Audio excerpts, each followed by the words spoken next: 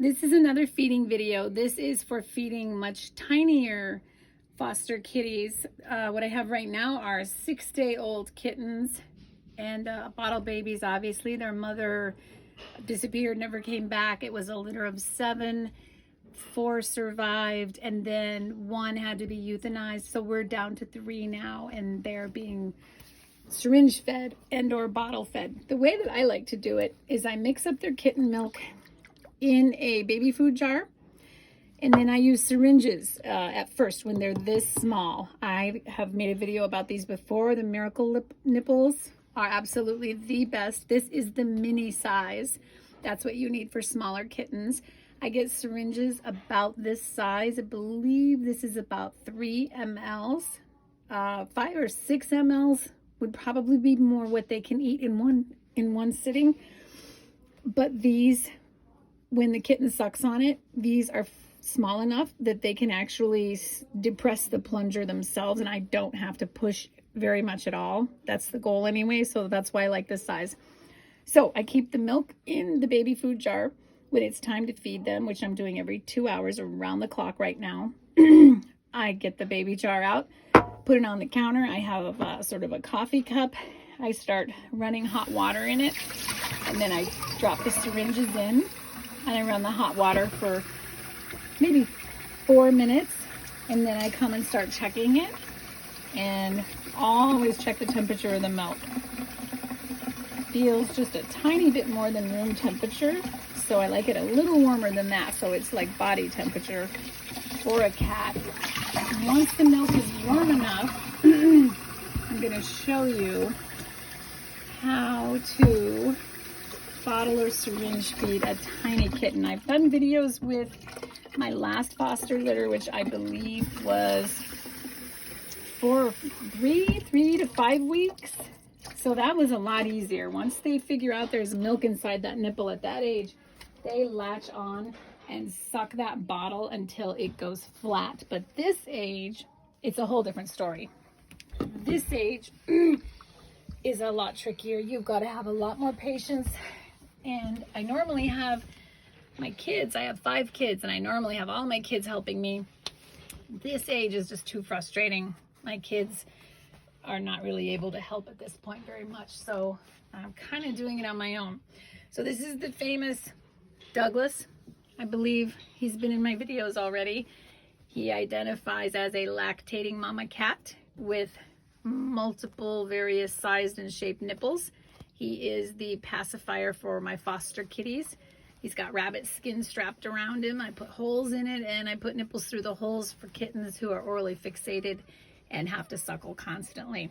He is also the mama stand-in for new litters who are lonely for their mama, and he is also a fantastic feeding aid.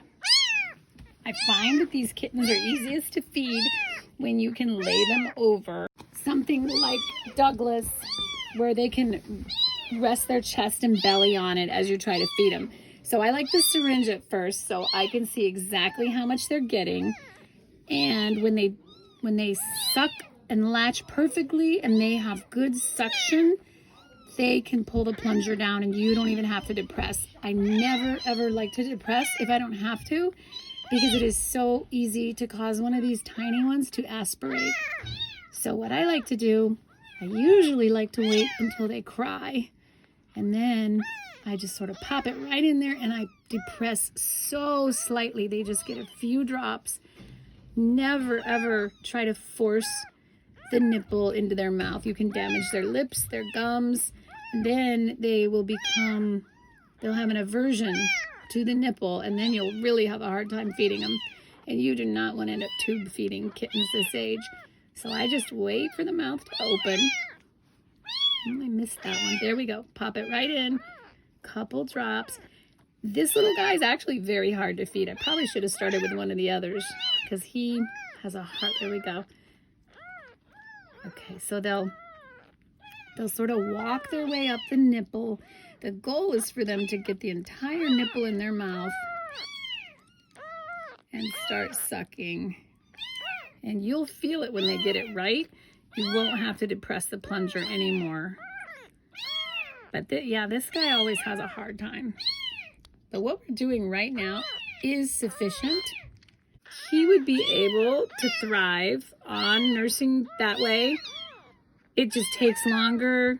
You have to be a lot more patient, and I personally will always be worried, you know, he can aspirate.